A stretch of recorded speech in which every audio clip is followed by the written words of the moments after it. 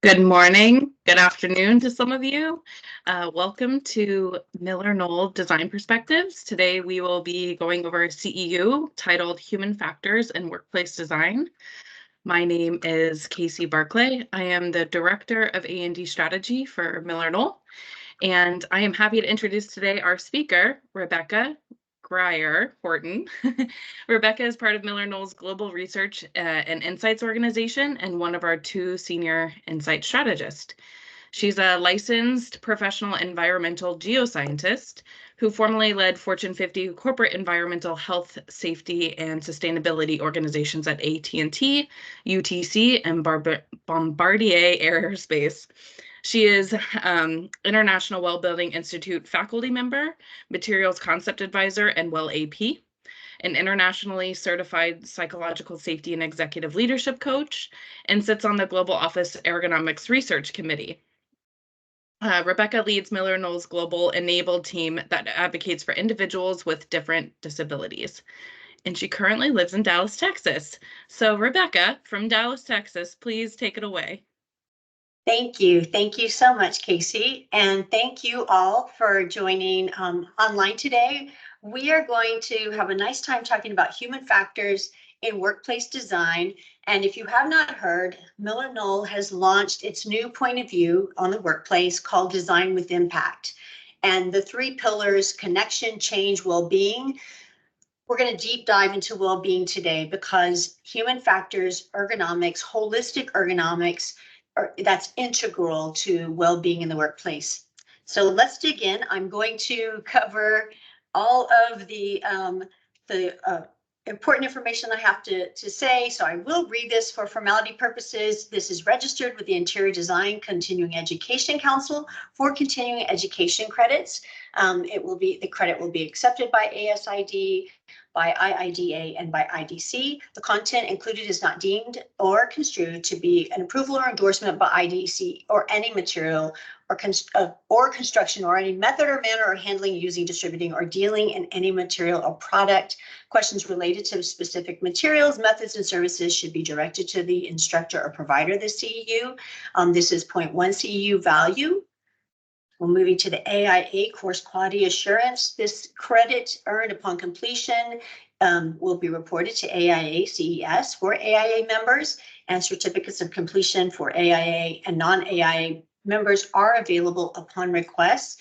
It's registered with AIA CES for continuing professional education and does not include content that may be deemed or construed to be an approval or endorsement by the AIA of any material or construction or method or manner of handling, using, distributing, or dealing in any material or product. That's easy for me to say. Copyright materials, this is copyrighted. If you have the desire to have some snips from it, contact us after the CEU and we can talk to you about that. And the course description. So when we feel better, we work better. That's one of the many reasons it's critical to consider human factors in workplace design. Office that takes the whole human into consideration, an office that encourages movement, large and small, throughout the day, and that allows us to initiate and regulate social interaction, and that takes into consideration factors like personal space, physical and psychological proximity, and territoriality, helps us feel better. It improves our health, comfort, and our connection. By providing an overview of physical, social, and cognitive ergonomics, this CEU will help you design workplaces that are healthier for workers. And I'm sure you are already doing that, but this hopefully will stir your memory of things that you have learned in the past. We've found that in the past 4 years, we've drifted away from some of the foundations, and so this is part of bringing this to you.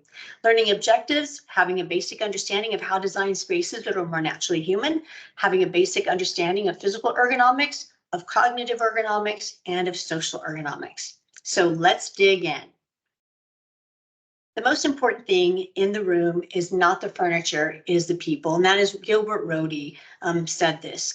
So macro ergonomics has taken center stage in our profession. So pre-2020, we were still focused on the ergonomics primarily of just seating, and now we have moved toward a greater application of ergonomics toward that organization. So ergonomics is certainly more than a good chair.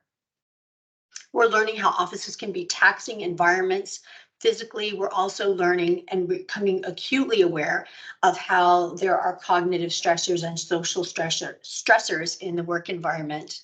We're also seeing that, the office is an incredible asset, and with tweaking physical, social, cognitive ergonomics, we can bring people back in using it as a magnet and not as a mandate. So ergonomics. Ergon means work, nomos means natural laws.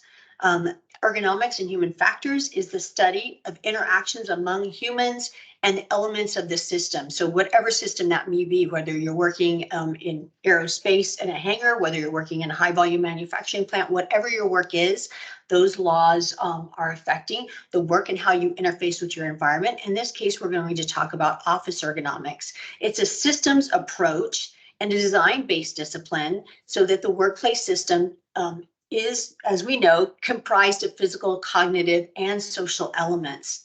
And all the systems elements must function in balance with each other so that the system can function properly. And if any one of those parts of that system is broken, the entire system will break down.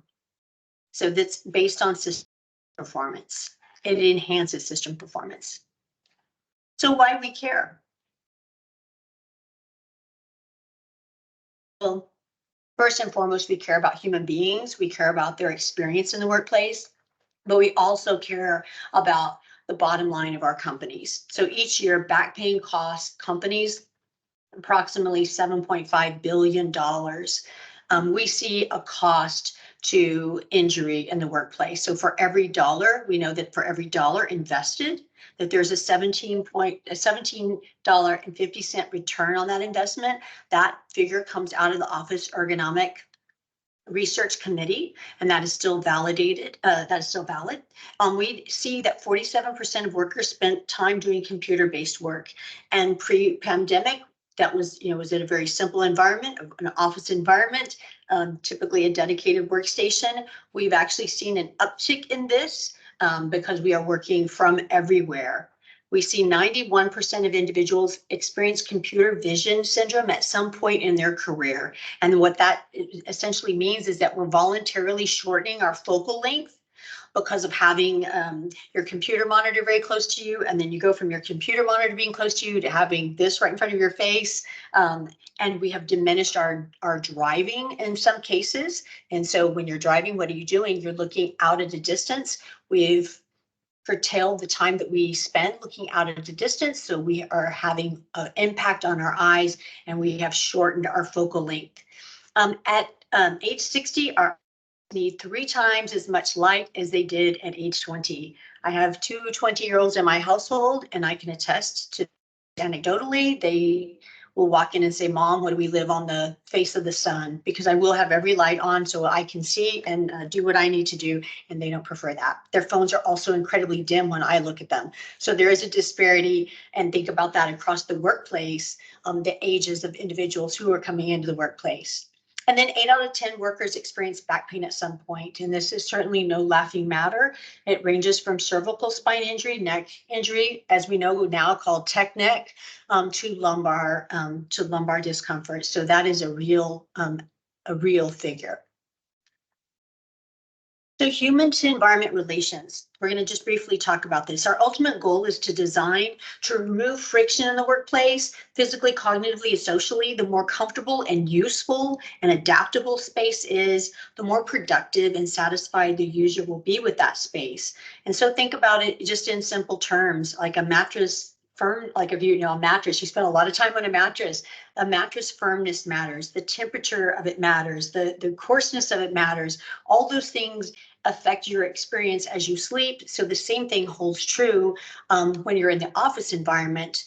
Every part of your office matters. So the scent of things, the textures of things, all come into play to help support you in that environment. So you come in, and if your office meets your needs, you scope it out and you say, I'm going to sit there. This is great. There's no vent pointed down on me. This is perfect.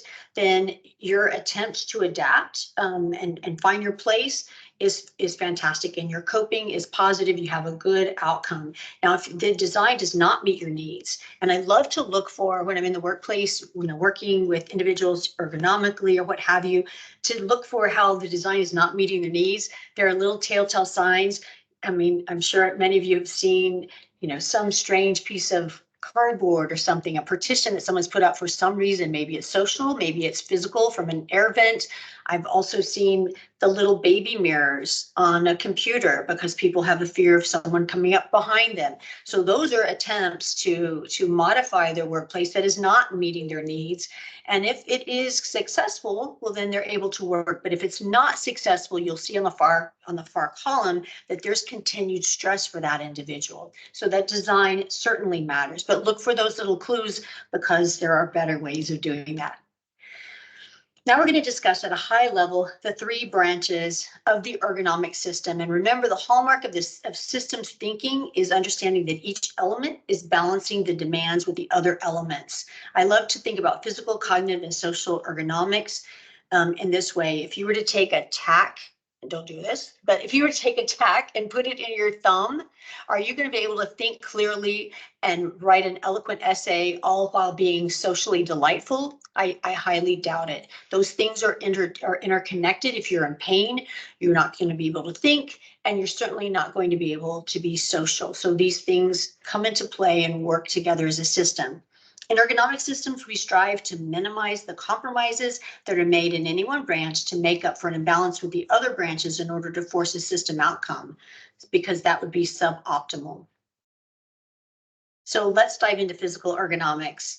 Physical ergonomics, I think, is often oversimplified, and it's like a beautiful pair of really fancy shoes. Whenever physical ergonomics is good, you don't even think about it. But if you happen to have a beautiful pair of shoes that's not so fancy, maybe a little cheap, it's going to cause pain. And so you think about ergonomics whenever you are in pain. So it's that little red flag that goes up when something is wrong. That's when we focus on ergonomics. But let's focus on it on the front end of the system to prevent that pain or those pinched toes, as it were. So physical ergonomics is the fit between our bodies, the tools, task, and the environment. Ergonomists study our body's dimension, capabilities, structures, and mechanics. And this is the science of anthropometry or anthropometrics. There are three areas to physical ergonomics that we want to be especially mindful of in the workplace, and one of those being anthropometrics. Another one being the perception of pain and health in the workplace, and then finally an eye to musculoskeletal disorders.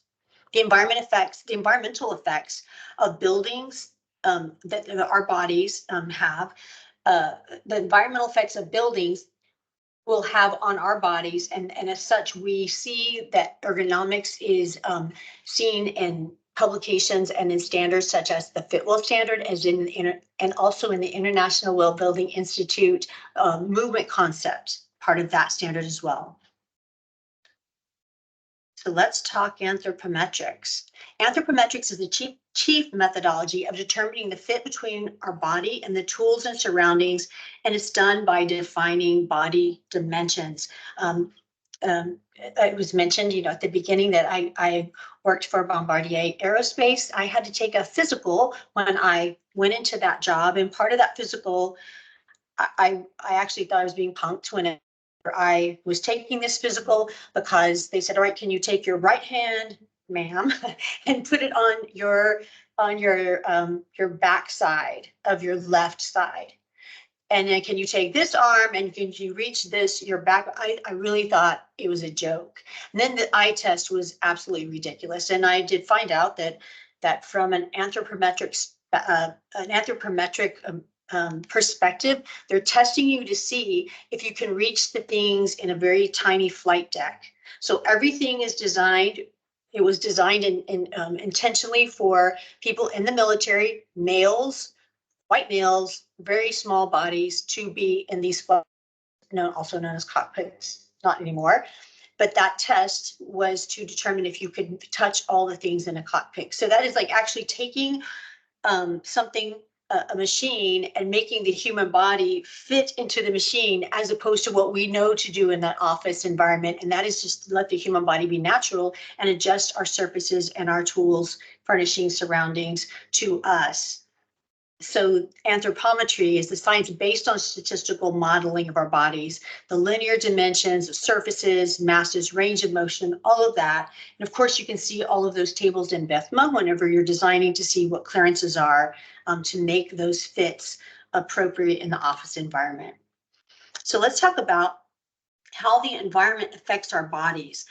This used to be really simple prior to COVID, but literally 4 years ago, like this week or last week, we all went home for what we thought was only going to be maybe 2 weeks maximum. And wow, that was wrong. We thought we really misjudged that.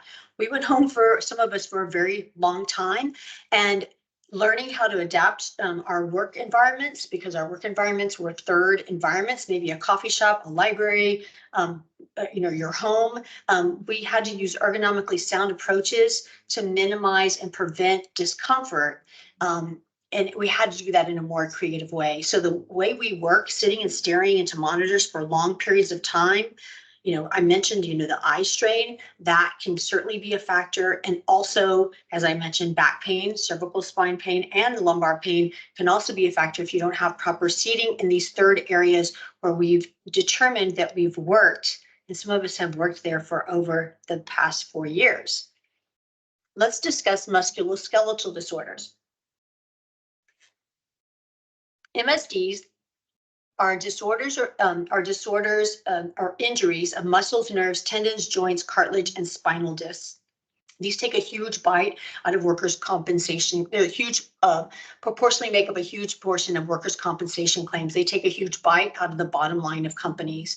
So when we continuously experience stress and fatigue, musculoskeletal disorders often result. MSDs are injuries of the joints, nerves, muscles, cartilage, and spinal disc, but the cost is formidable to businesses. And so you want to get out ahead of MSDs. You don't want to deal with them once they've already started. And we know how to do that with design consideration for physical ergonomics. So what are the things that we look at when we go through putting together a proper office to stave off MSDs? Well, the key is to design a workplace that allows for natural movement throughout the day. Some of the design decisions can have direct impact on workers' health. And so we want you to consider the following. So range of motion and support in a good supportive seat. Work surface adjustability is definitely preferable. Monitor placement and flexibility is also considered.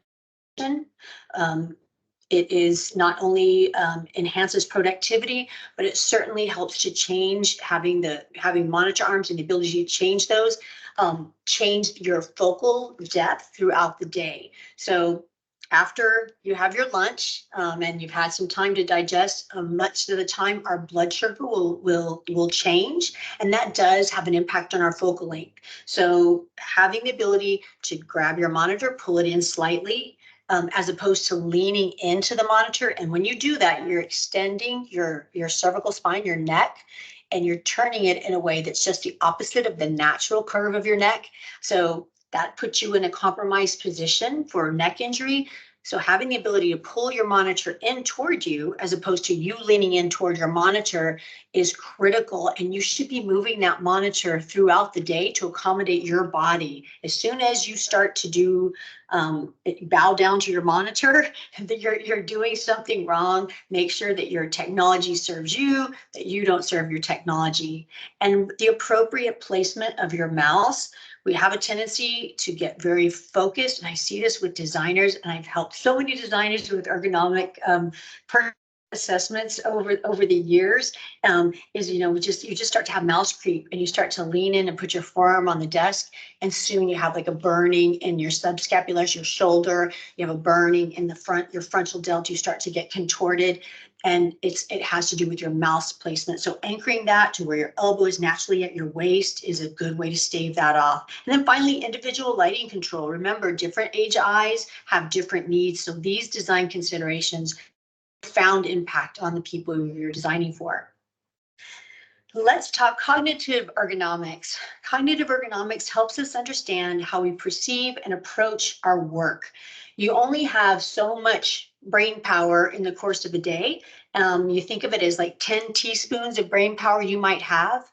If you have a hellacious commute into the office and you just have one impediment after the next, can't find a parking place, you know, someone bumps into your car, just you name it, everything goes wrong. You think of those 10 teaspoons, you're subtracting those spoons and you're just throwing that energy over the shoulder, you know, your cognition, your cognitive abilities, so that by the time you get to the office, you might only have 5 teaspoons of energy left. So designing for the least amount of friction from a cognitive perspective is critical, because we come to work.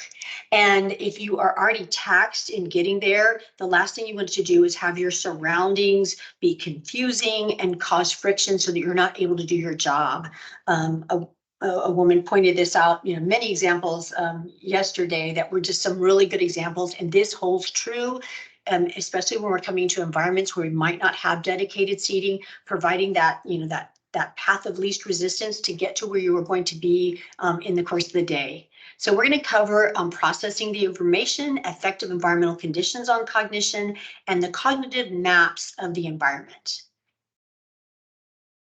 So our brain is just one giant computer, and we process information. We literally process millions of bits of information a minute to run our bodies, all of the, you know, involuntary and voluntary parts of our bodies. And as such, we only have so much capacity. And just like a computer, if we get overloaded, we can crash. So when the rate of stimuli exceeds the limit, then the result is errors. You have, you know, especially in the world of environmental health and safety, you'll see serious near misses, things that typically shouldn't happen in the work environment. That's an indicator that people are cognitively overloaded, not necessarily being careless, but maybe just having too many things thrown at them at once. The amount of mental resources required to perform a task is called the mental workload. And as we increase the number and complexity of our tasks, our RAM, or our brain capacity, fills up, and we do become bogged down, and we are more prone to errors, and it stresses us out. There's some research that MillerKnoll did in conjunction with the University of Ohio that demonstrates that stress does make us work harder. I'm happy to share that research with you at a later date. But the optimal outcome of thoughtful design is increased productivity with effectiveness, lowering stress, more innovation and creativity, and fewer errors. And workplace design, of course, can enhance cognitive processes by controlling or eliminating unwanted stimuli such as excessive glare, noise, unnecessary bustle or busyness, redundancies in work, and just general commotion.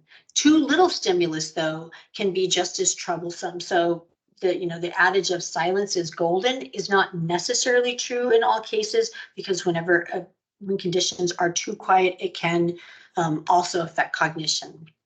So cognition in the office environment, what do we do? What do we design for? Light and noise either help us or hurt us in the office. Too much or too little can interfere with our work. So too much light in the form of glare can cause pain, eye pain, discomfort, and visual impairment. And on the cognitive side, too much light can interfere with information processing and our perception of the environment. Too little can make it very difficult to see the task. Cognitive maps. The term cognitive maps was introduced by E.C. Tolman in 1948 to explain how people use relative information from their environments to navigate the world. So it's taking the idea of urban planning and overlaying that into the office. And as you know, just as in a city, we find paths, edges, districts, nodes, and landmarks. Good design represents that same type of planning in the workplace. At one point in a former life, I worked in cubicle, city. I worked in a cubicle farm, and I literally had to look for the exit signs up very high So I could find my way out of that maze because there were no paths, edges, districts, nodes, or landmarks. Everything was homogeneous and it was incredibly confusing. So when you think of that from a cognitive perspective, if you're walking with someone talking, you know design when you're walking next to someone and talking to them, and you just both intuitively just go along and you never have to ask each other, now, where are we going? Where are we in the building? That's, a beautiful intuitive design. That's like no cognitive load that you're using as you're walking to wayfind. Bad design is you have to stop and say, oh my God, where are we? I have no idea. How do we even get out of this place? So very simple. And if you're using your cognition to get around your office, you're not able to remember the 10 teaspoons of energy. You've used up some of your cognition just to wayfind. So it's not conducive to a good workplace. So let's see, design considerations for cognitive ergonomics. Remember, no single solution from the list can replace a careful consideration of your users and their task demands. So individually interviewing people is wonderful, and ethnography is fantastic to visualize how people are interacting within their environment.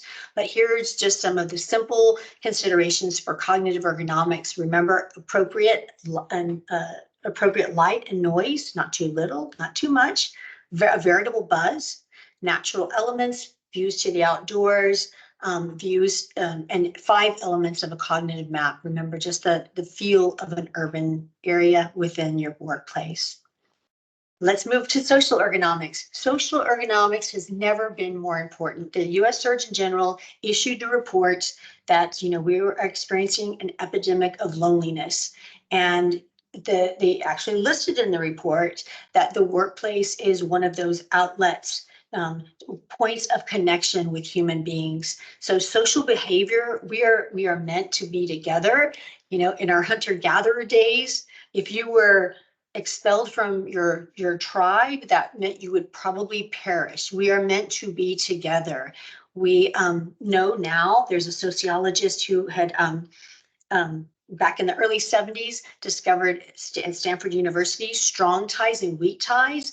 We have ties to everyone. It's just how tied are we to them? So weak ties are those individuals that you see throughout your day that you may not know their last name, but you do expect to see them in the places where they turn up. So whether that be at the coffee shop or the dry cleaner or what have you, or at Pilates, wherever it is you're going, you may not know them personally, but it does give your brain a hit of dopamine when you see them because you recognize them, your eyes light up.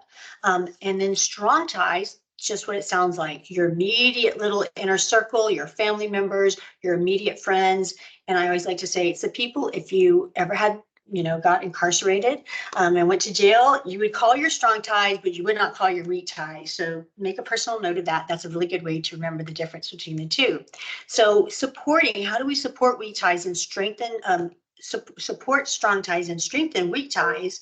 The built environment. It allows us to moderate our individual, group, and community relationships. So design helps us to come together and also gives us that space to have our own individual space when we need it. So how to design environments that foster interpersonal interactions and spontaneous interactions. We want to know also how to design for people's social differences, their cultural differences, and even their neurodiversity to help them get along best in the environment. So let's take a look at how we form relationships. We know that in the workplace, obviously individuals, we do individual work, but individuals seek out groups and they seek out communities. Human attachment systems, we have an affiliative relationship with individuals within our workplace. In the past 4 years, culture development has been forced into virtual environments. We know we've never been more virtual than before. We would have never have done this before, these virtual CEUs, but there's been good to come out of that. But we oftentimes spend too much time virtually. There's a recent study out of Yale University that shows that, and it's just through simple electrodes attached to people's head, brain activity. When we're face to face, our eyes dilate, our heart rates increase slightly. We have like a hit of joy, dopamine to our brains. And when we're on a Zoom call and just looking into a camera, it's just kind of your brain flatlines. There is a definite difference, and Yale University just published that research to show that in-person matters because relationship forming matters. And how we do this is, accomplished through space in our workplace. So let's look at proxemics, the science of proxemics. It's the why of where. Proxemics, or interpersonal distance, refers to our own personal space, or interpersonal space or lack thereof describes and affects our relationships. We choose to be near people with whom we have close relationships, our strong ties, but we also build relationships with people that we regularly come into contact with. We build relationships with our weaker ties. The study of nearness ties how near we are to how we relate on a larger scale. So if you look at this graph, and this still holds true, there for a while everyone was 6 feet away, but we've gotten over that at this point. Intimate in most countries is no less, or rather no more than 1.5 feet away. So 18 inches away is considered intimate space. Personal space, 18 inches up to 4 feet. That's my personal space. Social space is up to 12 feet away. And then public space is 12 feet to 25 feet. That's in the public that you feel you're not being encroached upon. This does vary by gender. It also varies culturally. Finding in this proxemic study, I think, is fascinating. Nervous people, or type A people, tend to need more space than type B people. So when designing and setting out a floor plan, and you have scenarios where maybe people are in a shared space and maybe they're back to back and not side to side, considering that space for those individuals and taking into consideration, gender, culture, etc. Those are all things that come into play because space does matter, definitely. And we stake our claims as human beings. Whenever you go somewhere, you apply a sense of territoriality. No better, the best example I can think of, I've been finding a little bit lately, is when you're, and I seem to get stuck in the middle seat, is when you're on an airplane and you have those elbow rests. And when I'm in the middle seat, I feel like I should just at least get one elbow rest. And so, you stake your claim, you get seated, you put your seatbelt on, and I will always put my elbow on one. I'm like, come on, I literally need one elbow on my flight, please, just one rest. That's staking our claim. We do this when we come into an office. Maybe we don't have a fixed work point and we are just going to be there for the day. You have your backpack, your purse, what have you, and you're going to place those things in a prominent place so people know that you have claimed that spot. That would be, that's really kind of your secondary space. We divide that up, like my primary space is my own private office or my own private work point that I come to each day. It could also be my primary space, could be my primary space for that day. Secondary space is a shared space. When we say we're in a neighborhood and then we step off to the side and we share that space. And then finally, public space would be a cafeteria, a cafe where we come together. It's certainly not a place where we would put our own personal belongings. Privacy in the workplace. We can think of privacy in two ways. So we want to think of for a moment, just, from a country perspective, Japan, familial and group privacy are important, while in England, personal privacy is more important. So again, culture comes into play. So we think of it as our ability to regulate how much social interactions we want to have versus how much we receive. And this is a little finger on this diagram. So it's showing, it's sliding that little bar toward, do you want more social interaction or do you want more privacy? Do you want more personal sharing or do you want more group sharing? Remember, we talked about individual, group, and community. That's all part of it comes into play with our desire for privacy. Privacy varies across culture and situation, and the three types of privacy are auditory privacy, visual privacy, and social privacy. And design considerations for social ergonomics. Again, no single solution from the list can replace careful considerations of your users and their task demands. So good social workplaces supports groups of different sizes, allows people to choose how much personal space they want, encourages spontaneous interaction through shared pathways and resources, and allows people to personalize private spaces if private spaces are applicable in that work environment. So finally, I want you to take away that ergonomics is more than just the body. It's more than just a good chair. It is physical, cognitive, and social, and they all interact to balance the system perfectly in the workplace. This concludes our CEU, and now I will open it to comments, questions, whatever you all would like.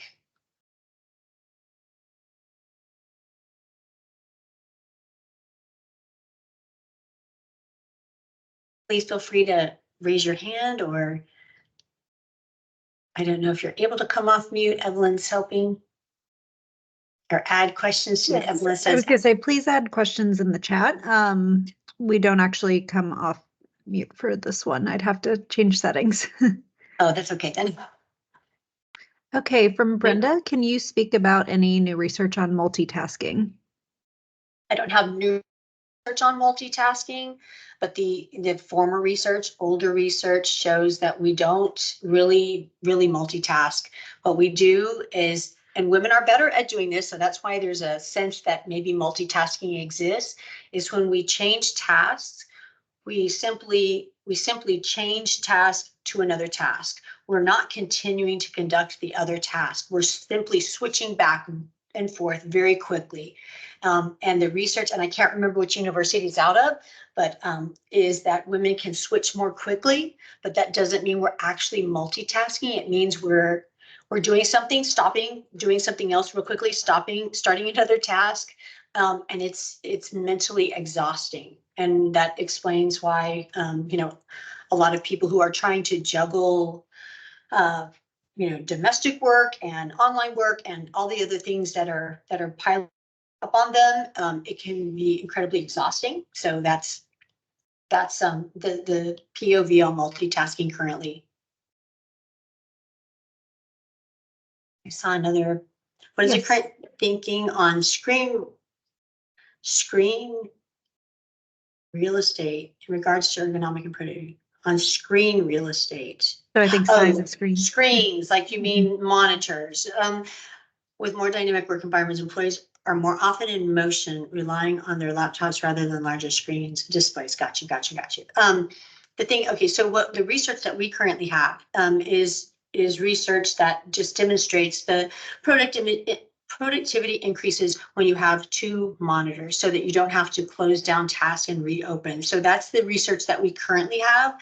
There is some research in the hopper with the OERC, the Office Ergonomic Research Committee, that is discussing the size of that. It's out of the University of Kansas, but that's in progress and it hasn't been finalized.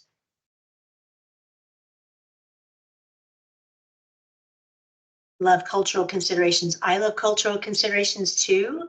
I grew up on the border. I definitely identify as Latina, and I have been told I have no personal space. I work on that, but I like to hug everyone in my path, so I do warn people, and I really try not to do that. But Eloisa, thank you. The section defining personal and social space is very relevant. Yes, thank you. Teaspoon example, thank you. I enjoy the teaspoon example. That actually is something that I borrowed from lessons in neurodiversity. And it really does, in individuals who are neurodiverse, especially autistic, the way it's explained is they have about 2/3 as many teaspoons as say a non-neurodiverse person. I won't even say neurotypical, but just a non-neurodiverse person. And so keeping that in mind for individuals who are on the spectrum and who come into the workplace is critical, because a frictionless experience for them will help them focus on their work and not exhaust their teaspoons. So thank you. I like that example too. Anything else? Rebecca, I'm seeing a question. How can you take concerns about space to your employer? Can an individual worker affect office space and advocate for their needs? Well, it depends on who your employer is. I've been with many different employers. I think that now, seriously, is, you know, we do see a discussion that employers are very much trying to draw workers back in. So I think now is a time of deep listening. I think that that you stand a better chance now of raising your hand and saying, wow, this is what, you know, this is what draws me in, whether that be working through your corporate real estate folks. Coming from the world of environmental health and safety, I always got calls from people because they would say, this is making me nervous, it's a safety issue. I'm like, not everything's a safety issue, but, you know, using the conduits that you have, you know, HR is always a conduit, corporate real estate, but, you know, I think now is the time for those discussions because companies are searching for things to bring folks back in. And I think they're probably more apt to listen than before, like 4 years ago. Mhm. Can you elaborate on cognitive mapping? So fascinating. Thank you. So fascinating to me too. My colleague and friend, Kim Slinkard, a designer with whom I work regularly, we talk about these cognitive maps and just, it's essentially taking, you know, just the way a good city is planned, you know, every beautiful, you know, city. I always think of like cities in Italy or Mexico, you know, has a beautiful fountain in the center of it. There's a place where people come that intuitively know that's where you go at night and you sit around and hear the water bubbling and, you know, there's music playing. It's taking a city and those elements where people are drawn and transposing that concept into the workplace so that you have a gathering place. It's, you know, people walk in and intuitively know, well, this is where you come to like kind of set up your day. And that may be you know, in our case, we have a beautiful coffee bar when you enter the design yard.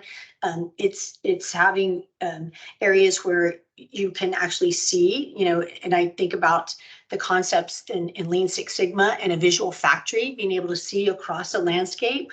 That's kind of our same desire that we had from when we were hunter-gatherers to be able to see out across the savannah. The same thing kind of holds true. So designing something as a city so that you have these elements, these landmarks, and that you have you know, a visual environment that's, say, visual factory, for those of you who are in manufacturing, let's call it maybe a few people, to allow you to have a workplace that has character, that's not homogeneous, it's not just cookie cutter cubicles, that allows you to intuitively walk through it as though you would walk through a small town that has those landmarks. Okay, Rebecca, I have a few more up here. So first of all, Molly shared that she found herself correcting her posture during the section on physical ergonomics. I think a few of us did that, Molly. So Rebecca, thank you for sharing that. And then we have a question. Has research considered transportation and ergonomics and its connection to workspaces? For example, commuting via car versus train or other forms of mass transit, and how that impacts ergonomics. Something that has been discussed is something I mentioned in the conversation is focal length. You know, and that comes into play because your eyes, you know, the eyes win. There's a white paper MillerKnoll has, and it still rings true. The eyes win. So however you posture yourself to see something is how your body is going to contort. And having I mean, no one likes to commute. I don't like to commute. I commuted yesterday. I was like, oh, I can't believe I did this for like 20 years. The upside of commuting is that your body is erect in your car and that you're looking at a distance. You are not looking down at your phone. And there are, you know, in the medical community and the chiropractic community have come out and said, wow, we have this thing called tech neck now. And it's because we are looking down all the time at our phones. People who are very young are having neck pain, which typically they didn't have it as much, but they do now because they're looking or they're gaming or what have you, looking down. So the upside of transportation and ergonomics is that if you have some sort of a commute, your spine is that natural curve of your spine, you're erect, your eyes are cast forward. It's good for your eyes to look at a distance, and it's certainly good for your neck to be able to have it, you know, upright and have it, you know, somewhat on a swivel as you drive and look around. You're not looking down, so you're giving yourself, you know, it might be an hour and a half during the day, but you're giving yourself a break from looking down. And so that is something that is recognized. I don't think there's a publication on that yet, but there's a lot of talk about that.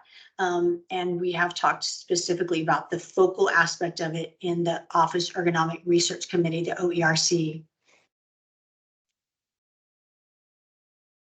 Okay, and the next question I see here is when working with lots of type A's in the workplace, everyone is staking claim and needing lots of social spaces. Would you recommend swapping privacy space out for social spaces in order to keep square figures balanced or footages balanced? There's a need for both, and we're not talking about, we're not in the CEU anymore, so I'm going to bring this up. But in design, in MillerKnoll's Design with Impact, we talk about the importance of individuals. Not everyone has a great home environment to work from for whatever reason, and why individuals very much want to come to the office for collaboration, for FaceTime, for camaraderie, for face-to-face meetings, what have you, for time with leadership. But there is that population who comes into the office to have individual heads down time. So there does need to be a balance of quiet places for heads down, and that social. So you want to have that place where people can come together and meet. You have to have that balance, and really studying what various groups do is going to be helpful, because you think, even if you come in to meet, you're still going to have to digest that information and go off and have some heads down time, after the meeting. You're not going to just come in and have the big collaborative playground every day. You're going to have spaces for individual heads down work. And I'm glad that you brought that up, because that can be incredibly taxing on people cognitively to not have any place to go and like say hi, because I have to go hide some places, to kind of have that heads down time. So yeah, there is a need for balance for both social space and private space. And then the next question is, can you talk a bit more about acoustical concerns in the ergonomic arena? So in the CEU, we mentioned that, silence is not golden. Used to, it was, the thought was, the quieter the better. People want complete silence. That's not how our brains work. And we also have, I believe there is a white paper, MillerKnoll touches on this, that in the office, why are we able to process information and work at a coffee shop when there's background noise, but when we go to the office and we hear background noise, we're not able to concentrate as well. And there's a white paper that touches on the fact that when you're in a group of strangers, that the conversations don't have anything to do with your work. But if you're at the office and you hear a buzz and you hear a lot of talking, you might think, oh, that's a project that I'm working on. I need to tune into that. So you're more apt to be disrupted by chatter in the formal workplace than you are, say, in a third place, such as a coffee shop. There's not extensive work on that, but there is mention of that. But so from an acoustical concerns in ergonomic arena, I hope I touched on something that's of interest to you in that area. I'm not sure if I actually answered your question, but that's the research that we do have. And then we do have some research that say headphones, only do so much. If you need to block out noise, that's fantastic. But there is MillerKnoll specific research about the impacts of using headphones and how effective those are. And that's on our millerknoll.com website. Great, thanks. Okay, the next one is, I corrected my monitors as well. And could you speak further about sound quality in the office? And I guess you kind of started to address this one as well. I find myself turning on my earphones to hear over the loud conversations in an open office layout. Yeah, I don't have research on. My intuitiveness is that you don't want to turn too loud, but MillerKnoll doesn't have specific research on volumes of earphones on that, so I'm not gonna touch on that.